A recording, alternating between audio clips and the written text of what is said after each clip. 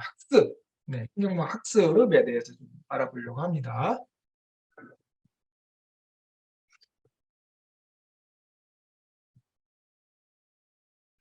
뭐 딥러닝의 특징이라고 돼 있는데 우리 알고 있어요.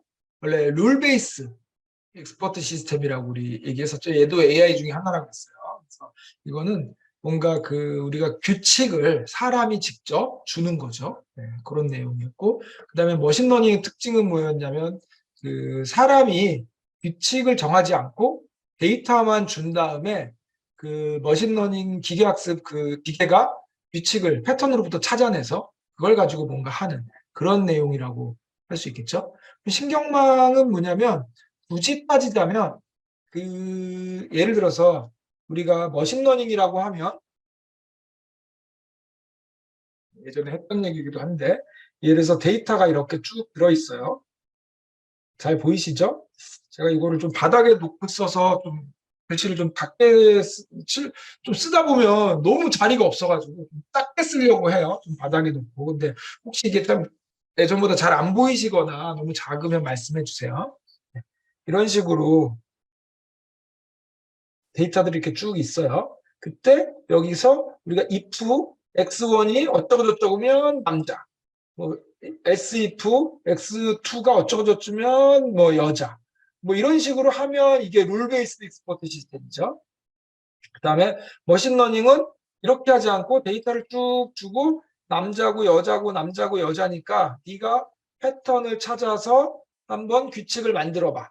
이렇게 하는 거죠. 근데 여기서 뭐라 그랬냐면 저희가 뭐는 해줘야 된다 그랬냐면 요 데이터도 당연히 줘야 되지만 X값, 머신러닝에서 제일 중요한 게 이 피처를 결정해 주는 거라고 했어요.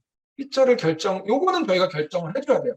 뭐 기계적으로 늘리고 줄이기도 하지만 어쨌든 우리가 피처는 결정을 해줘야 되는 이런 상황인데, 딥러닝으로 한번 가보면 최초에 우리가 피처는 결정해 주지만 사실 만약에 이걸 머신러닝 개념으로 우리가 그림을 만약에 얘기를 한다. 그러면 이거를 만약에 큰 집 작은 집을 나눌 때 집들이 이렇게 있으니까 그럼 요 부분의 크기를 보고 요 부분의 크기를 보고 요 부분의 크기를 볼까 어쩔까 이런 거를 우리가 피처로 만들어줘야 돼요. 그래서 피처를 X1은 그래서 지붕의 크기, X2는 뭐 문의 모양, X3는 뭐 문의 색깔 이런 걸 우리가 사람이 결정을 한 다음에 이걸 주면 머신러닝이 그런 건 할 수 있겠지. 이게 학교인지 뭐 교회인지 그다음에 뭐 그냥 일반 가정집인지 그다음에 아파트인지 만약에 미션이 있었다고 해보면 이걸 하기 위해서 우리는 뭘 주로 할 거냐면 우리가 생각할 때 피처 엔지니어링 이런 걸 하면서 얘네들의 특징이 교회는 이게 첨탑이 있는데 그러면 맨 꼭대기에 있는 그거의 모양, 그다음에 아파트는 비슷한 게 여러 개 있잖아. 그러면 1번 구역과 2번 구역이 비슷한지 어떤지의 여부, 이런 걸 이제 우리가 X로 만들 거예요. 근데 이런 걸 엄청나게 열심히 연구를 해가지고 만드는 거죠. 그래서 만약에 머신러닝을 한다면 이게 가장 중요한 부분이고, 결국 얘의 핵심은 뭐냐면 피처를 잘 만들자. 피처를 잘 정해서 만들어서 주면 잘한다. 이런 얘기죠. 근데 우리 딥러닝 한번 생각해 보세요. 딥러닝은 우리 이런 식으로 돼 있다 그랬어요. 이런 식으로 돼서 최종 아파트인지 뭔지 구별하는 애를 넣으면 여기다 뭘 넣냐는 거죠. 우리는 픽셀 값만 넣는 거예요. 픽셀 값만 넣어요. 그러면 얘가 학교인지 교회인지 구분하는 태스크를 주면 스스로 여기에 있는 값들이 얘는 지붕의 모양, 얘는 뭐 이게 따닥따닥 붙었는지 안 붙었는지, 얘는 뭐 했는지 뭐 했는지 이걸 스스로 알아서 만들어내는 거죠. 결국 이걸 다른 의미로 보면 요만큼만 뜯어서 보면 우리가 사람이 했던 거, 이걸 갖다가 기계가 알아서 했다는 거. 이걸 잘하기 위해서는 요 X를 만들어낸 거라고 볼 수 있겠죠. 왜냐하면 우리가 아까 요 딥러닝 기본 할 때 원래 X1, X2 있던 거를 G1, G2로 만든다 그랬잖아요. 축을 바꾼다 그랬잖아요. 축을 바꾼다는 얘기는 결국 X들을 바꾼다는 얘기거든요. 근데 결국 뭐냐면 요 그림대로 보면 이렇게 픽셀을 줬더니 이걸로 이런 축으로 이런 축으로 이런 축으로 바꿨는데 마지막 축을 뜯어보니 얘는 지붕의 모양, 얘는 문의 모양, 얘는 뭐 아파트 옆에 집하고 비슷한지 여부 이런 것들을 스스로 만들어내는. 이거는 결국에 머신러닝 입장에서 보면 피처를 스스로 생성한 거라고 볼 수 있고 이런 개념이라고 보시면 돼요. 그래서 원래 데이터가 만약에 이렇게 있었어요. 원래 그림 한 장당 픽셀을 쭉 준 거죠. 이런 데이터였어요. 요게 10,000장이 있었고 요게 784가 있었어요. X가. 근데 다음번 한 레이어를 거쳐가는 순간 이게 이 10,000장은 동일하죠. 그런데 이 X는 내가 원하는 대로 10개든 500개든 500개 정도를 줬다고 하면 이 X 값들은 폭이 바뀐 거니까 이 그림을 새롭게 표현을 한 거죠. 그러면 이게 다 같은 얘기인 게 폭을 바꿨다, 리프레젠테이션을 다시 했다, 표현을 다시 했다, 뭐 이게 다 같은 말인 거죠. 결국 새로운 피처를 생성한 거죠. 새로운 피처를 생성한 거죠. 2단계를 계속 거쳐나가는 거죠.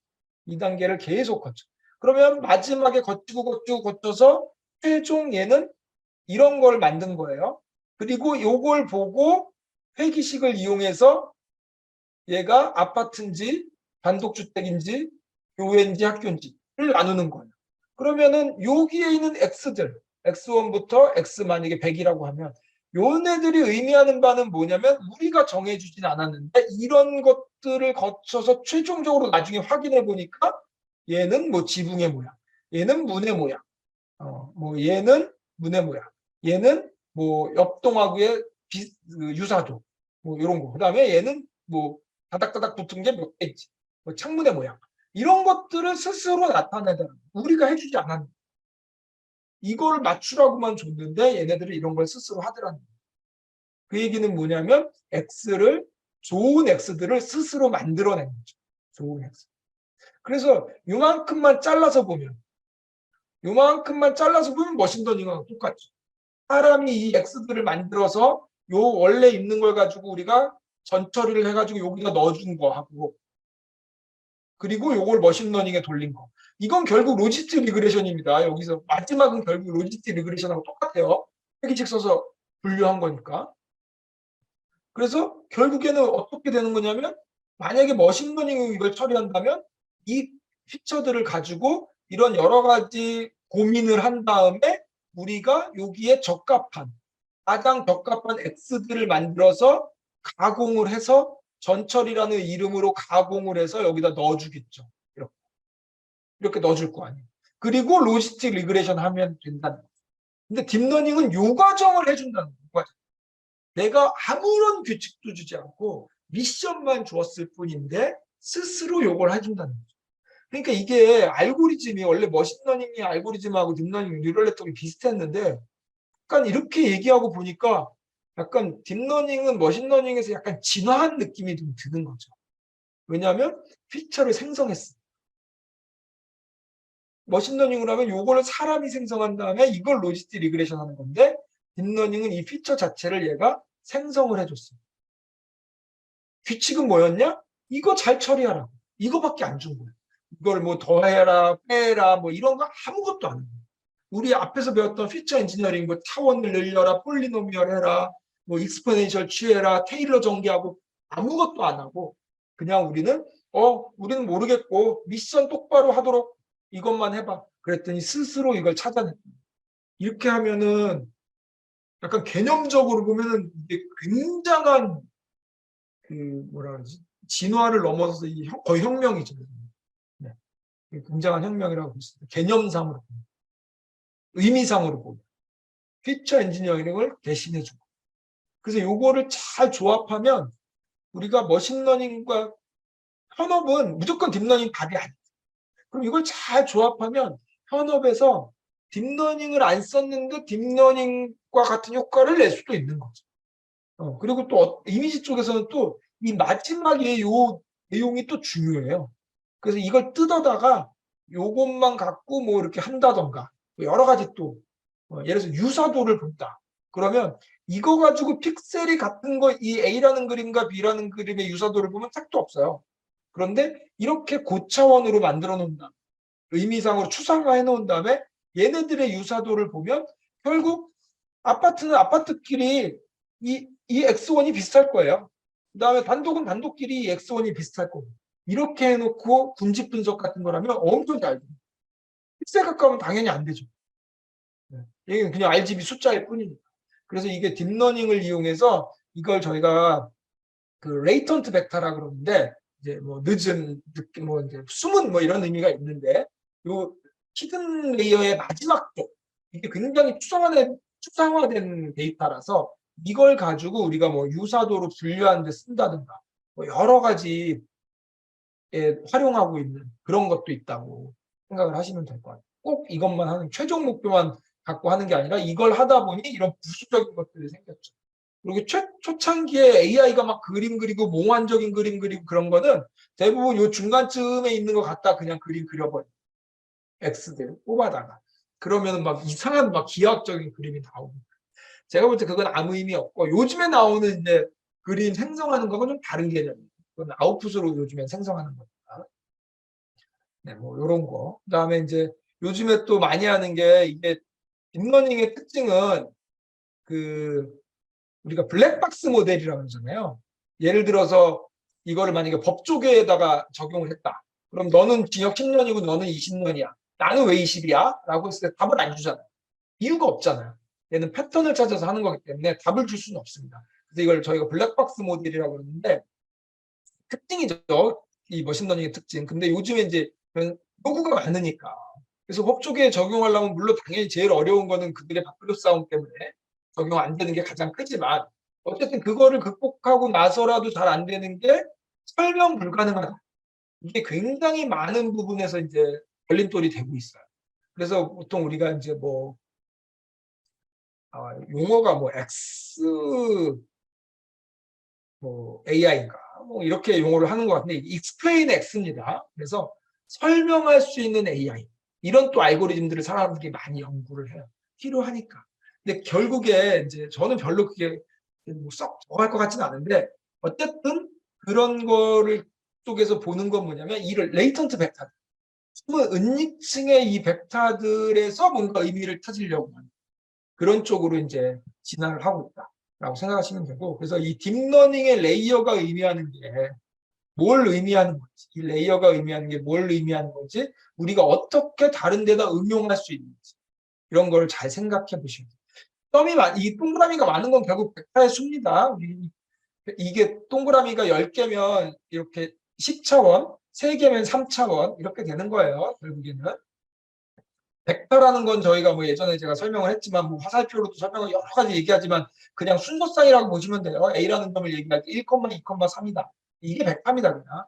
그래서 벡터라는 게 뭐 크게 어려운 개념이 아니고 어떤 점을 나타내는데 정보가 2개 이상 필요하면 벡터예요. A라는 점을 나타내는데 x1은 1, x1은 2, x1은 3. 그럼 1, 2, 3이잖아요.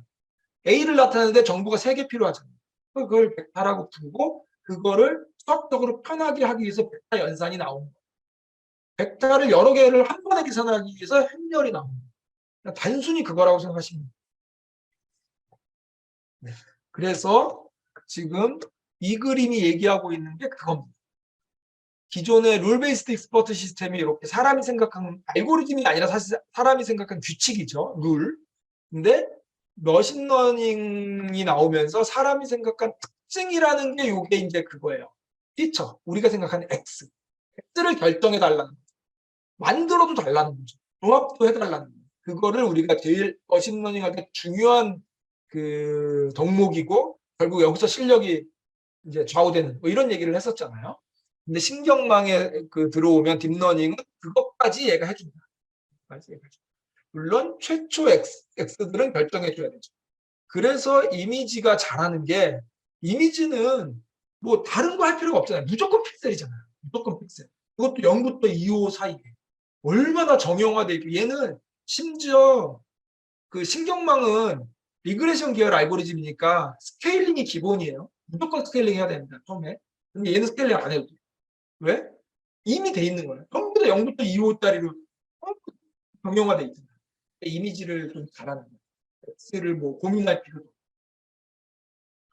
텍스트도 마찬가지.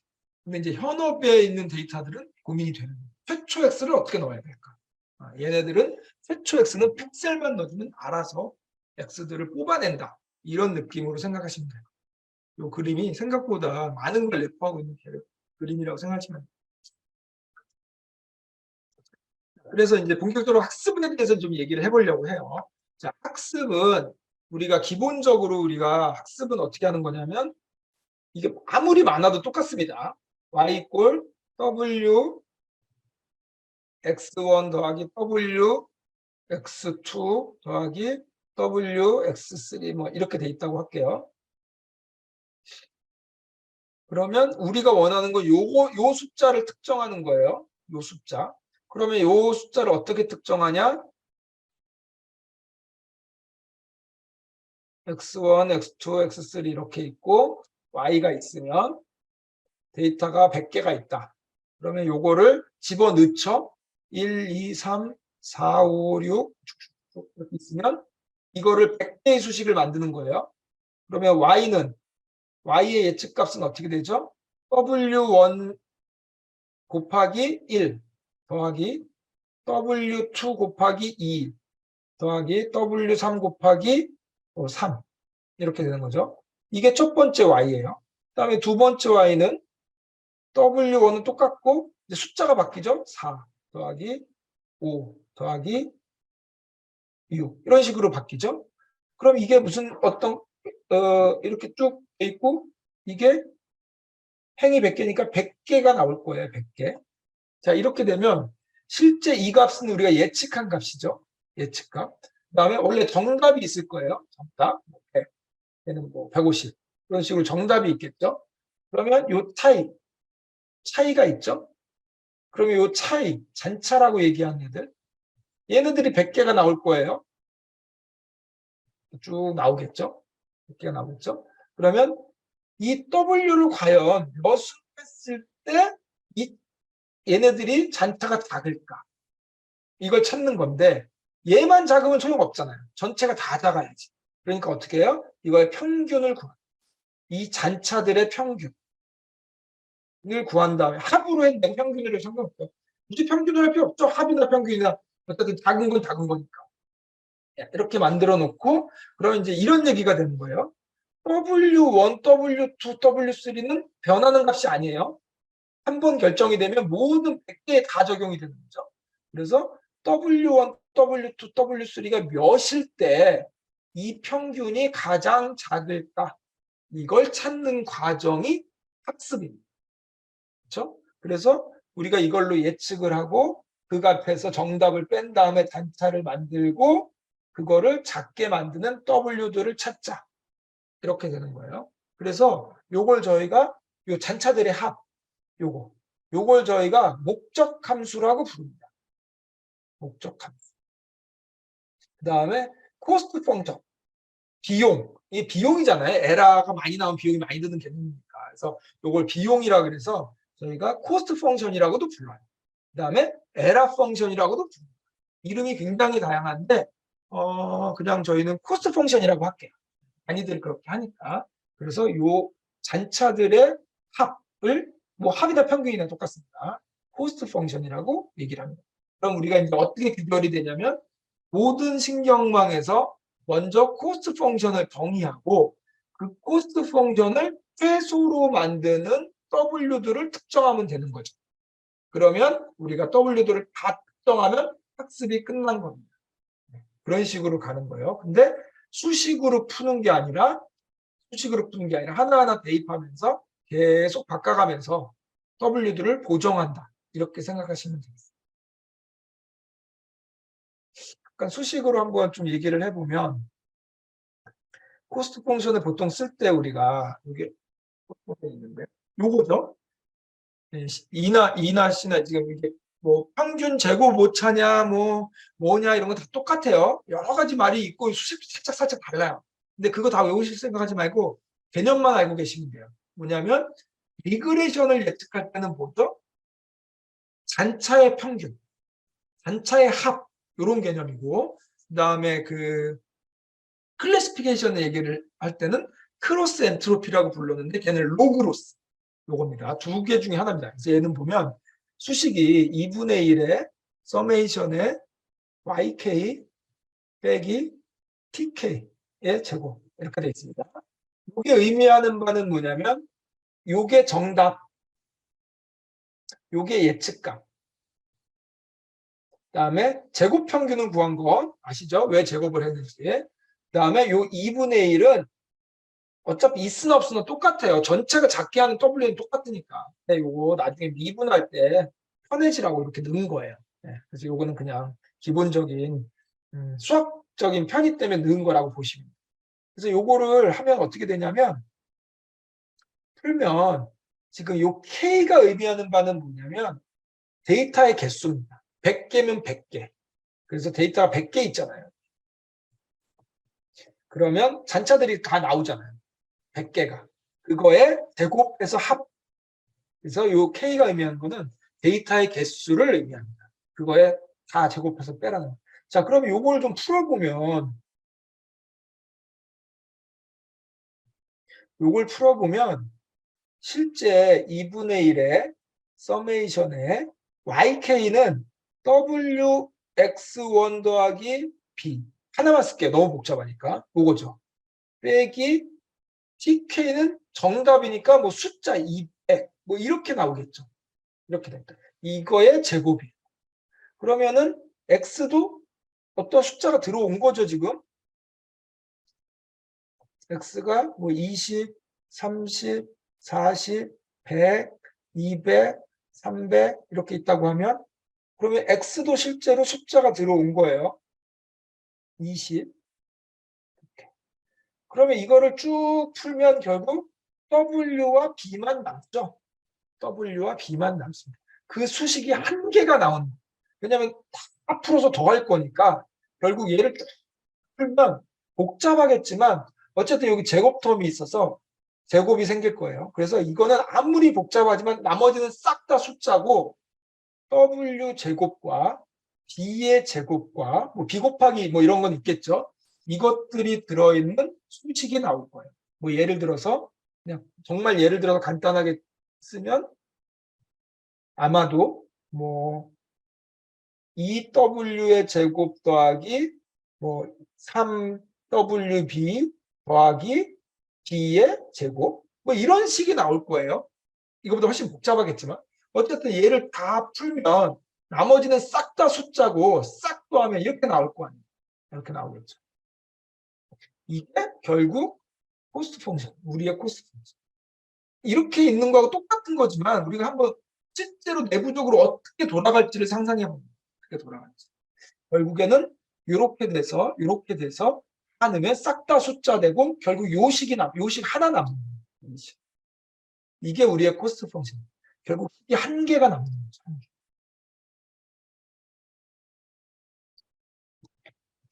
바닥에 놓고 치니까 더 어려운 다시 세우겠습니다.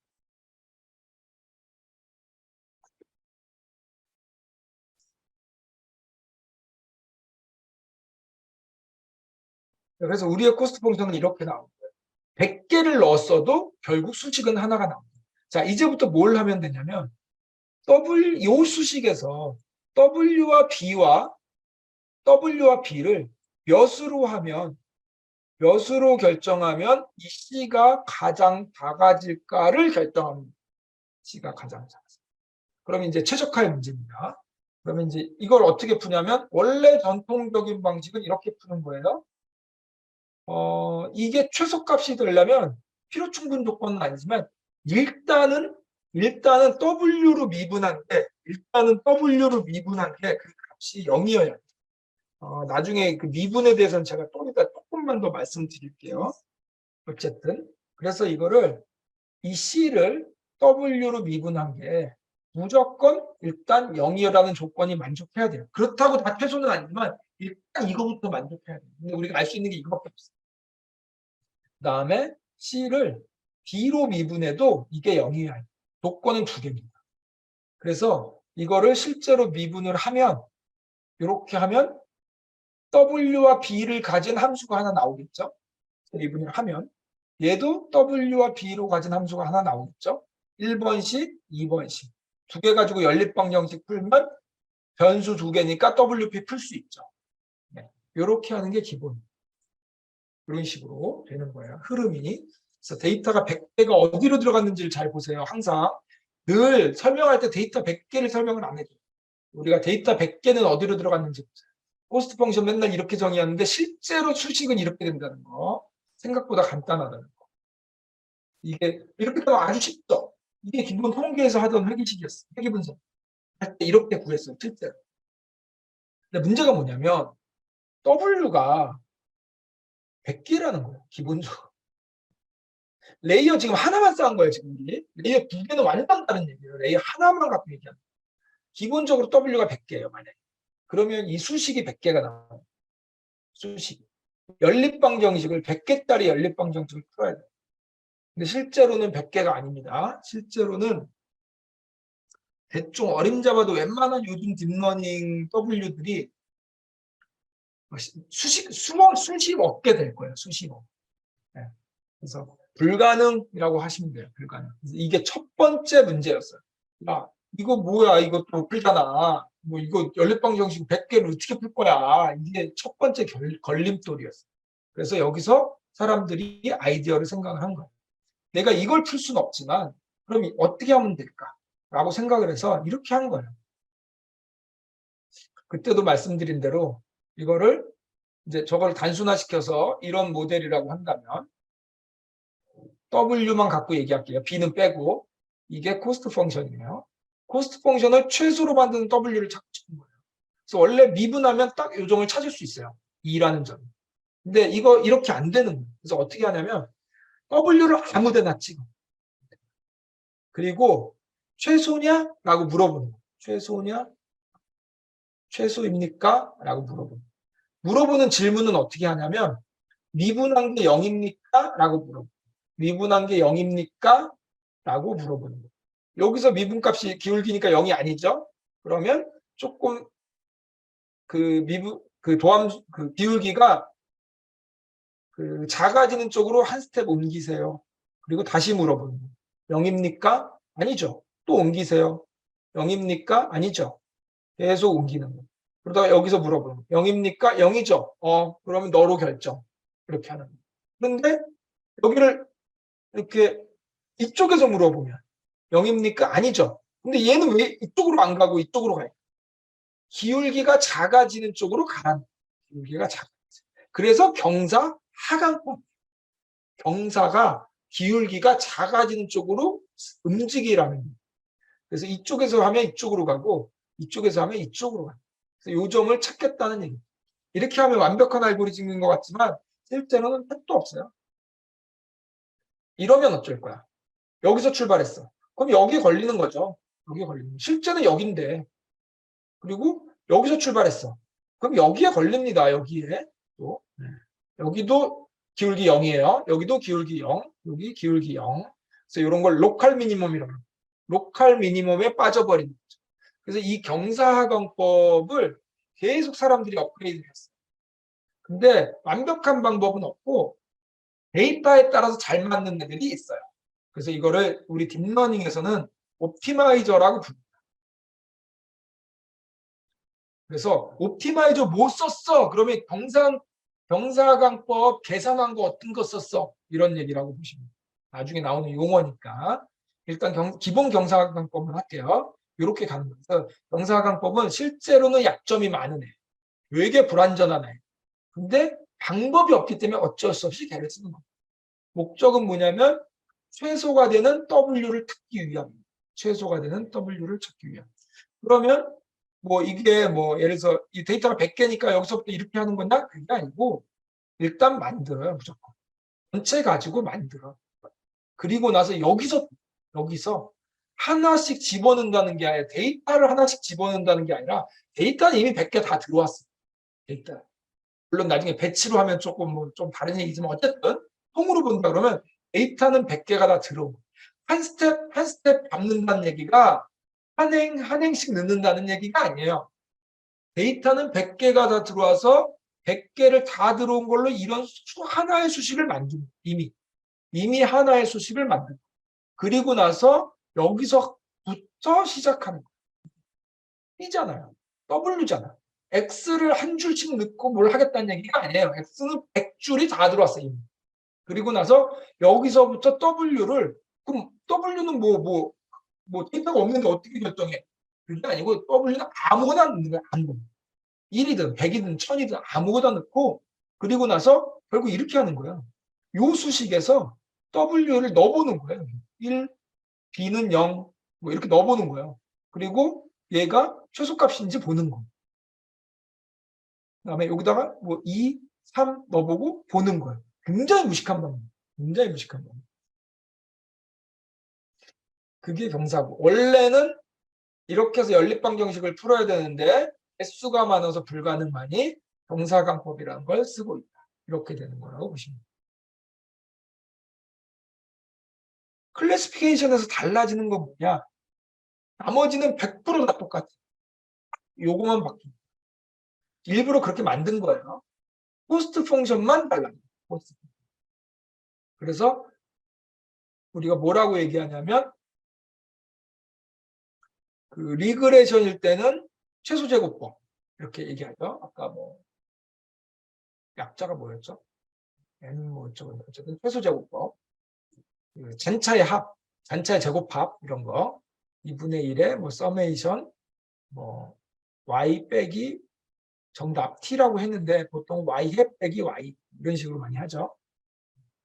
그다음에 클래시피케이션일 때는 크로스 엔트로피라는 걸 쓰는데 얘는 기본적으로 어떻게 하는 거냐면 만약에 바이너리일 경우에는 그 정답값 실제 정답 곱하기 로그의 예측값 이렇게 씁니다.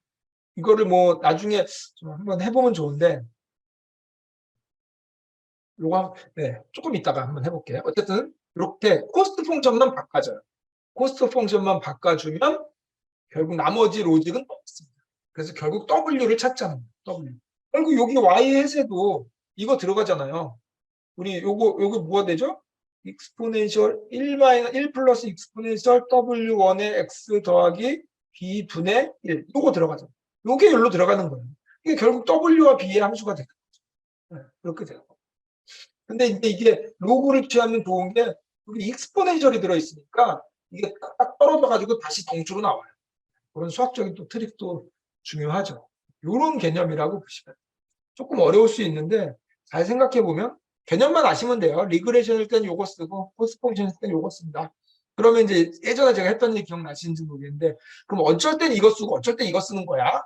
사실은 그게 아니고 둘 다 최대 우도법이라는 걸 쓰는 거예요. 최대 우도법. 우도에 대해서는 뭐 또 할 얘기가 많은데 최대 우도법이라는 걸 써야 돼요. 왜냐하면 최대 우도법을 알려면 우도를 알아야 되는데 우도가 개념이 라이클리후드를 안 건데 최대 우도법을 가지고 쓰는데 리그레션일 때는 우리가 정규분포를 따르죠. 당연히 정규분포를 따릅니다. 그 다음에 클래시피케이션은 둘 중에 하나 맞추는 거니까 그 베르누이 분포를 따릅니다. 최대 우도법에다가 얘를 넣으면 결과가 얘가 나오고 얘를 넣으면 결과가 얘를 나와요. 그래서 이 최소 제곱법이나 크로스 엔트로피는 그 원인이 아니라 결과라고 보시면 최대 우도법을 쓸 건데 분포를 정규 분포 숫자 맞추는 거니까 당연히 정규 분포에서 뽑는 거니까 이걸 넣으면 얘가 나오고 그다음에 바이너리는 둘 중에 하나 맞추는 거니까 베르누이 분포가 있습니다. 베르누이 분포를 넣으면 이게 나옵니다. 그러면 멀티클래스는 어떻게 되냐? 여러 개 있는 거. 요거는 그 베르누이 분포는 둘 중에 하나고 원래 이렇게 여러 개 맞추는 분포가 있죠? 이름이 뭐였죠? 갑자기 이름이 생각이 안 나네. 요 분포가 있습니다. 요 분포를 넣으면 요거하고 비슷한 딴 게 나옵니다. 딴 게 나와요. 사실 요거 정확하게 조금 다시 써보면 어차피 뒤에서 다 할 거니까 요걸 다시 써보면 원래 그 y의 정답 1을 맞추는 정답 거기에다가 로그의 그 1의 예측값 하고 그다음에 더하기 뭐 나중에 빼기를 작게 하기 위해서 빼기를 하긴 하는데 그다음에 y의 0을 맞추는 거에다가 로그의 y의 0을 맞추는 거. 사실은 이런 식으로 하거든요. 근데 사실 이게 하나만 있으면 되잖아요. 그래서 얘는 y의 y 곱하기 로그의 y의 해 다음에 여기는 더하기 1-y 로그의 1-y의 해 이렇게 합니다. 우리 아시겠지만 요거 이렇게 대체할 수 있는 거잖아요. 대체할 수 있죠. 바이너리 크로스 엔트로피를 찾아보면 이런 수식이 나와요. 이런 수식을. 사실은 원본은 이거라는 거예요. 원본은 이거라는 거예요. 요걸 조금 더 일반화해 보면 요게 두 개니까 여기 한이 두 개지 여러 개면 세 개잖아요. 네 개, 다섯 개 이렇게 늘어난 거죠. 그럼 일반화해 보면 어떻게 되냐면 서메이션의 y의 i 곱하기 로그의 y의 i의 해 이렇게 되겠죠. 그럼 여기에 있는 이 i가 뭘까? i 꼴 1부터 만약에 10까지 했다. 그럼 이 i가 뭘까? 이거는 뭐죠? 클래스의 개수입니다. 데이터의 개수가 아니라 클래스의 개수. 얘는 뭐예요? 이 서메이션은 i 꼴 1부터 100까지 하면 얘는 데이터의 개수죠. 데이터의 개수. 이런 개념으로 아셔야 돼요. 이거는 데이터 전체를 다 더하겠다는 얘기고 이거는 클래스 10개에 대해서 다 더하겠다는. 그러면은 지금 여기서 만약에 요 y 빼기 y 해 얘는 데이터 한 개에 대한 거죠. 그거를 100개만큼 다 더해라 그랬죠. 그래야 얘기가 됩니다. 자, 그러면 요거는 데이터 한 개에 관한 거죠. 그럼 얘는 한 개만 하면 될까요? 아니죠. 얘도 데이터 100개 해야죠. 그러면 최종 크로스 엔트로피는 어떻게 되냐면 최종 코스트 펑션은 어떻게 되냐면 서메이션이 두 개 들어가요. 그래서 y의 i, 로그의 y의 i의 해.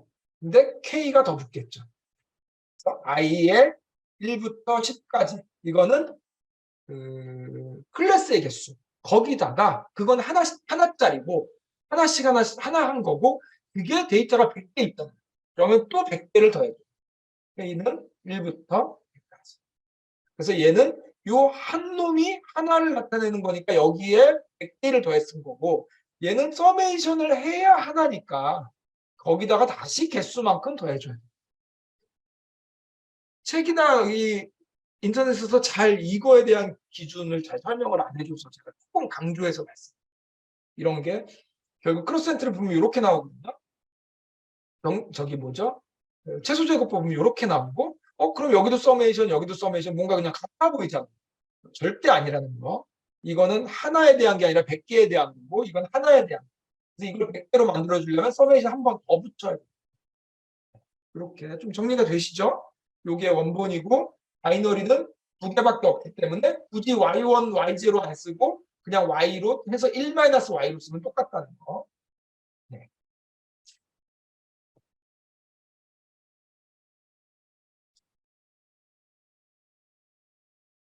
조금만 더 해볼게요.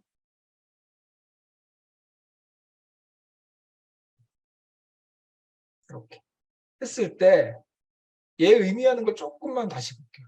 자, 정답은 둘 중에 하나예요. 0 아니면 1. 그쵸?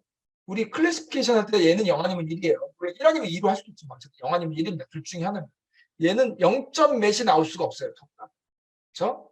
y의 햇 얘는 뭐예요? 얘는 우리가 아까 크로스 엔트로피 죠 소프트맥스를 구하잖아요. 그러니까 얘는 0부터 1 사이의 값이다. 0부터 1 사이의 값.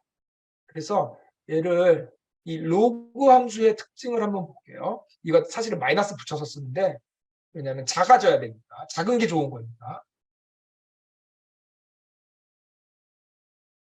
로그 함수가 이렇게 생겼어요. 이렇게 생겼고 여기가 아마 1인가? 그렇죠? 그렇습니다. 그래서 x가 0부터 1 사이니까 요 값 사이에 있어요. 요 값. 그래서 이렇게 한번 생각해 봅시다. 극단적으로 만약에 내가 정답이 0인데 1인대로 해볼까? 정답이 1이에요. 근데 굉장히 잘한 경우는 얘가 0.9면 잘한 거죠. 그다음에 잘 못한 거는 0.1이면 잘 못한 거죠. 이거 오케이고 이거는 NG죠. 이런 느낌이에요. 그러면 코스트 펑션이라 하면 어떤 거예요? 잘했을 때 에러가 작아지는 거죠. 우리 아까 직관적으로 y 빼기 y 했을 때 단차잖아요. 이게 작은 게 좋은 거잖아요. 그래서 잘하면 작아지고 못하면 커지면 좋은 코스 펑션. 이건 정의하기 나름인데. 그래서 과연 이 크로스 엔트로피가 잘 정의됐는지를 보자는 거. 한번 볼게요. 자, 1인데 정답이 1이에요. 1이랑 둘 중에 하나니까. 자, 첫 번째 케이스 1이에요. 그런데 이렇게 예측한 거랑 이렇게 예측한 거랑 얘가 잘한 거잖아요. 그럼 얘가 작은 값이 나와야 되죠. 잘한 거니까. 얘가 작은 값이 나와야 되고 얘가 큰 값이 나와야 돼요. 한번 볼게요. 0.9니까 여기쯤에 있겠죠. 여기쯤. 그러면 여기 값은 여기쯤 될 거예요. 여기쯤. 그 다음에 얘는 0.1이니까 더 작은데 여기에 있겠죠. 그 다음에 여기 어차피 1을 곱하는 거니까 1은 있으나 없으나 똑같죠? 이렇게 되는 거야. 그러면 얘가 큰 값이고 더 아니죠? 얘가 큰 값이고 얘가 훨씬 작죠. 밑에 있으니까. 그러면 지금 얘가 작아야 되는데 얘가 작잖아요. 그래서 우리가 이거 할 때 마이너스를 앞에 붙여. 이걸 뒤집으려고. 그래서 실제로 이런 그래프를 쓰는 게 아니라 이런 그래프를 쓰는 거죠. 거꾸로. 네. 그래서 그거는 좀 헷갈릴 수 있는데 그래서 마이너스를 앞에 붙여요. 우리 크로스 엔트로피 할 때.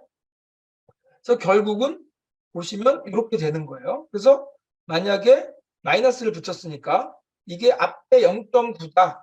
그러면 굉장히 0에 가까운 값이 나오는 거고 마이너스를 붙였으니까 여기겠죠. 그 다음에 0.1이다. 그럼 요쯤 걸리니까 굉장히 큰 값이 나오는 거예요.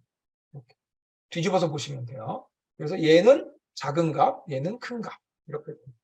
만약에 0일 때는 거꾸로인 거죠. 네, 그게 거꾸로인 거죠. 그렇게 생각하시면 돼요. 이게 좀 막 계속 얘기하면 좀 복잡해져요. 결국에 내가 얘기하고 싶은 건 뭐냐면 정답은 1, 0 둘 중에 두 개밖에 없다. 얘는 그 0부터 1 사이의 값이다. 그런데 이 곱해서 음수를 취하면 이게 잘한 거면 작은 값, 못한 거면 큰 값이 나오면 훌륭한 코스트 펑션. 이렇게 생각하시면 돼요. 그래서 코스트 펑션이 정해지면 리그레션이든 클래시피케이션 코스트 펑션이 정해지면 그거를 최소로 만드는 W만 찾으면 얘기 끝. 이렇게 되는 거죠. 그 W를 찾는 방법이 경사강. 경사강법을 하나하나 넣어보고 해본다고 했는데 걔가 데이터를 넣어보는 게 아니고 데이터는 전부 다 넣는 거예요. 전부 다 넣어서 하나의 수식을 만들어내는 거죠. 이렇게. 크로스 엔트로피도 마찬가지. 크로스 엔트로피도 다 넣고 서메이션 두 번 해가지고 어쨌든 하나의 수식을 만듭니다. 그러면 얘도 마찬가지로 W와 B의 식이 나와요. 하나의 수식으로 딱 나와요. 그러면 그걸 가지고 이제부터 경사학원법을 쓸 건데 그때는 데이터하고 상관없어요. 데이터는 이미 들어와서 다 들어온 거예요. 100개 다 들어왔어요. 그러면 그 코스트 펑션만 갖고 얘기하는 거예요. 코스트 펑션 갖고 W를 찍어가면서 이게 잡니? 이게 잡니? 이게 잡니? 이걸 보는. 그래서 이 스텝을 밟는다는 게 우리가 늘 학습하는 게 데이터를 하나씩 넣어본다고 생각하는데 사실은 그게 아니라 데이터는 이미 다 들어와서 계산이 끝나서 하나의 코스트 펑션을 만들어. 그 다음에 스텝을 밟는 거는 그걸 가지고 거기서부터 우리가 한번 해보는. 그러니까 이런 개념이라고 보시면 돼요. 물론 나중에 우리가 배치로 학습을 하기 때문에 뭐 이런 식으로 하는 거예요. 이거를 통으로 넣고 코스트 펑션 만든 다음에 막 하고 그 다음에 두 번째 얘를 또 통으로 넣고 막 하고 이렇게 하기 때문에 데이터를 순차적으로 넣기는 해요. 그러나 우리가 생각하는 그런 개념은 아니라 이건 전혀 다른 조금 향상된 개념이고 원래 통으로 그냥 할 거면 학습을 한 번씩 할 거면 스텝을 밟아서 데이터를 넣는 건 아니다. 그거를 좀 개념을 잘 생각하셔야 돼요. 손실함수 네. MSE였네요. 민 스퀘어드 에러. 사실 민은 아니죠. 나누지 않았잖아요. 평균 제곱 오차가 아니라 제곱 오차 합계 이렇게 되는 거죠. 민 스퀘어드 에러가 아닌데 최소제곱법이 아마 약자가 이게 아니고 평균 제곱부터 아니고 나누지 않았으니까 평균은 아니죠. 상관없어요. 이게 뭐 나눠도 평균이 작으면 합계도 작은 거죠. 네. 요게 크로스 엔트로피인데 이렇게 됩니다. 앞에 보시면 마이너스가 붙어 있죠. 마이너스. 그 다음에 여기서 말하는 서메이션은 데이터의 서메이션이 아니에요. 얘는 지금 데이터 여러 개를 나타낸 거예요. 여기서 말하는 K는 데이터의 개수입니다. 얘는 여기서 말하는 K는 데이터의 개수가 아니에요. 얘는 그 클래스의 개수예요. 클래스 개수. 그래서 데이터 100개면 실제로는 이렇게 되는 거예요. 이렇게. 요 K가 클래스의 개수고 N이 데이터의 개수. 서메이션 두 개가 붙어야 얘하고 같은 개념이 나오고. 근데 왜 얘는 K로 쓰고 얘는 N으로 썼어요? 여기도 N으로 좀 써주지.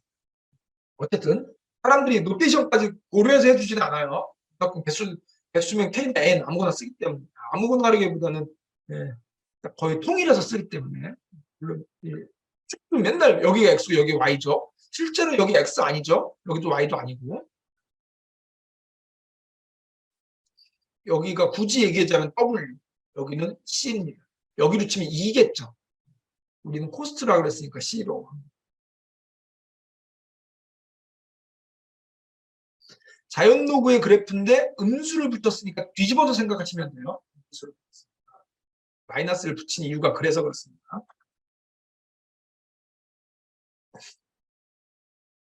네. 이런 걸 가지고, 이런 개념을 가지고 한번 해볼게요. 민스퀘어드 에러 구하는 거는 뭐 간단하죠? 똑같은데 이 수식을 그대로 제곱 빼서 제곱한 다음에 썸해서 0.5 한 거. 네, 이거 그대로 한번. 그 다음에 정답을 이렇게 만들어 놓은 거예요. 정답이 2. 이게 보면 하나, 둘, 셋, 넷, 다섯, 여섯, 일곱, 여덟, 아홉, 10개 중에 이거는 지금 그 보여주기 위해서 우리가 그 뭐죠? 리그레이션을 한 게 아니라 클래시피케이션 하는 거예요. 클래시피케이션. 근데 보통 정답은 우리가 원하딩 코딩을 뽑습니다. 그래야 나중에 처리하기가 좋아요.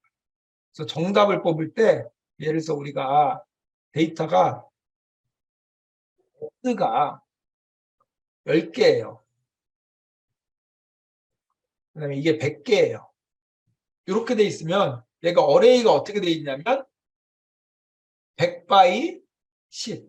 데이터를 이렇게 뽑죠. 근데 우리 보통 y는 100, 이렇게 뽑죠. 그냥 한 줄짜리로.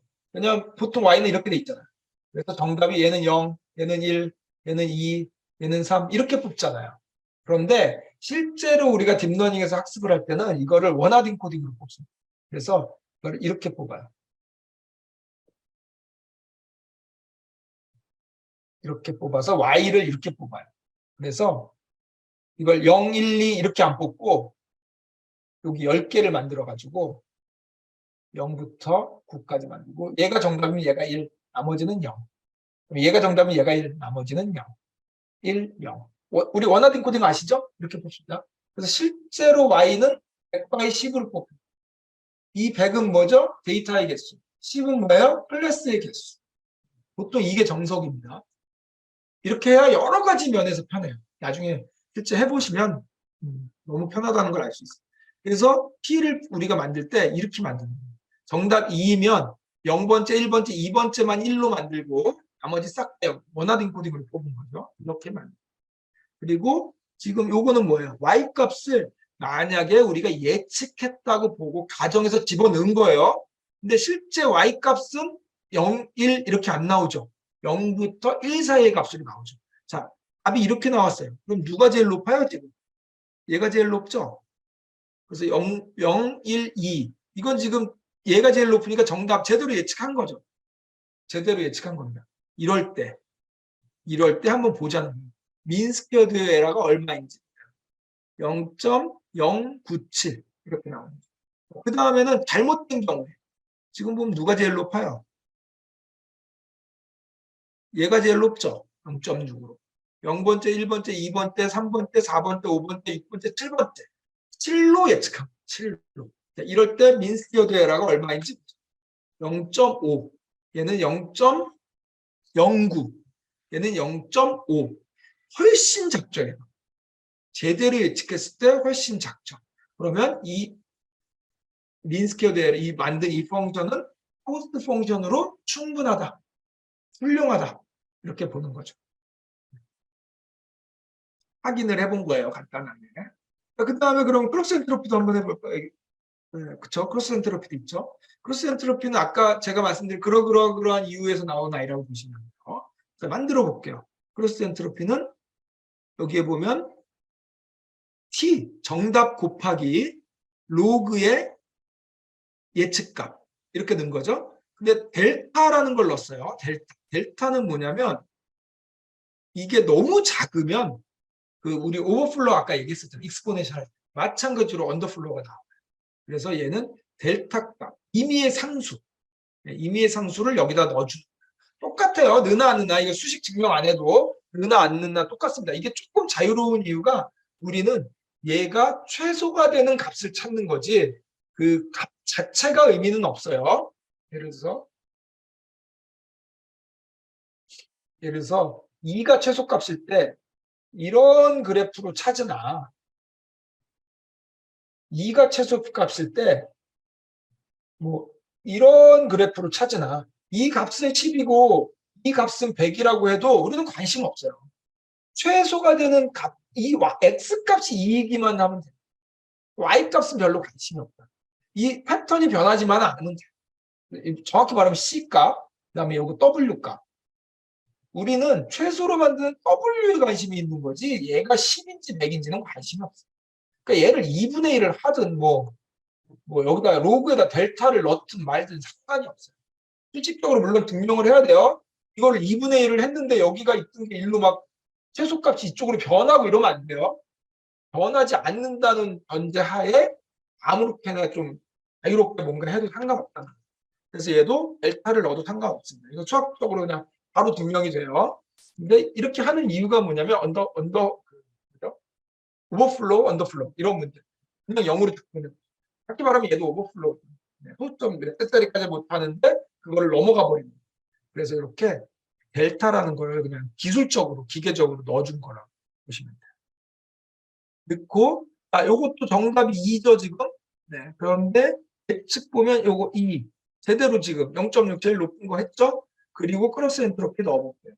그랬더니 얘는 0.5 정도 나왔어요. 얘는 아까와 똑같죠 지금. 여기 7 잘못된 거에다 정답을 준 거예요. 그리고 크로스 엔트로피 넣었더니 2.3 이렇게 나왔어요. 확실히 얘가 크게 나왔죠. 네. 그래서 정답일 때 작은 값, 오답일 때 큰 값. 이러면 코스트 펑션으로 훌륭하다. 이렇게 봅니다. 차이를 보면 똑같은데 얘는 차이가 지금 몇이에요? 0.5, 0.4쯤, 0.5쯤 되죠. 얘는 차이가. 얘는 벌써 2점이 넘어가니까 2점 얼마가 되는 거죠.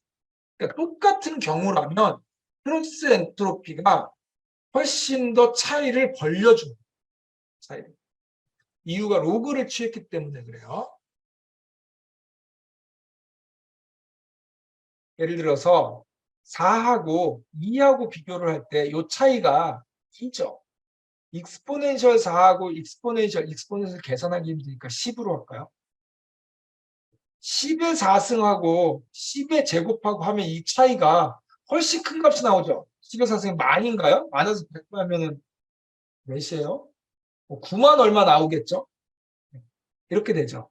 그래서 익스포넨셜을 취하면 차이가 더 벌어져요. 반대로 이게 1보다 작은 값일 때는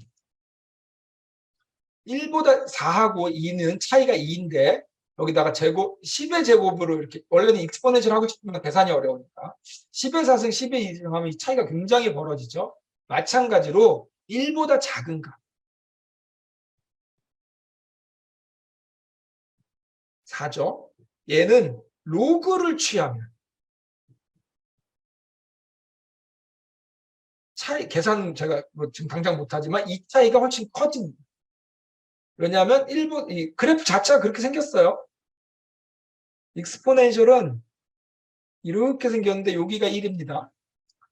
로그는 이렇게 생겼는데 여기가 1이에요.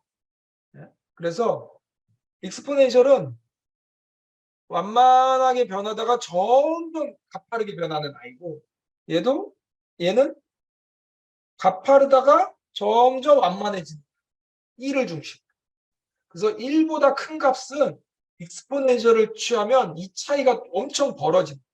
여기일 때는 조금이다가 일로 가면 갈수록 차이가 벌어져요.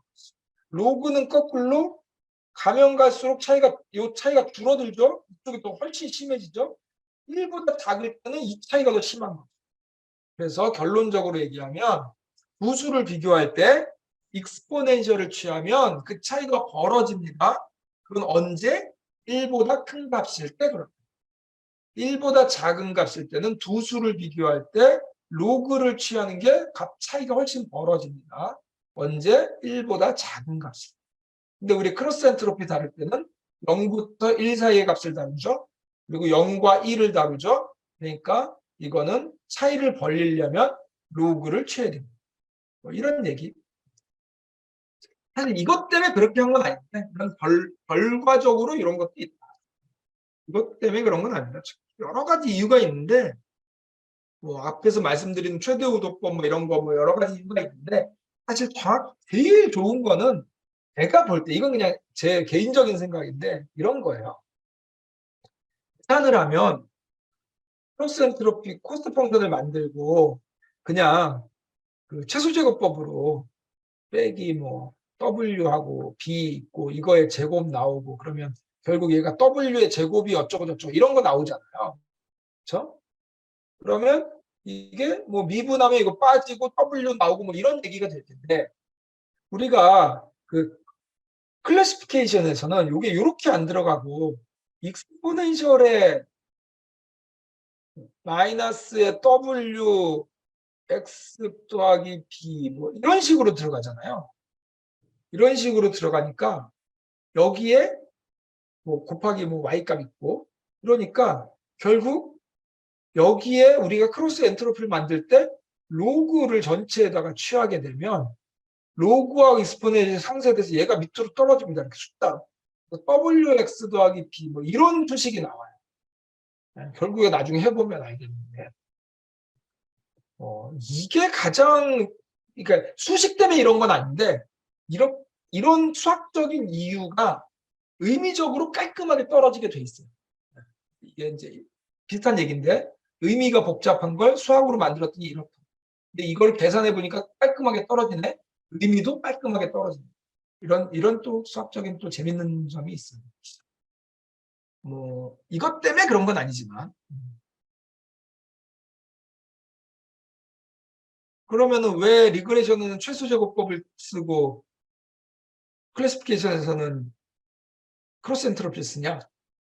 제가 생각하기에는 그냥 이렇게 생각하시는 게 제일 좋아요. 크로스 엔트로피고 최소 제곱이고 다 필요 없고 우리는 무조건 최대 우도법을 쓴다. 최대 우도법을 쓴다. 근데 리그레션은 정규분포를 적용하는 거고 그 클래시피케이션은 베르노이 분포를 적용하니까 결론이 그렇게 나오더라. 이게 제일 깔끔합니다. 나머지는 다 부수적인 효과. 사실 부수적인 효과라기보다는 이것 때문에 수학적으로 그렇게 나올 수밖에 없는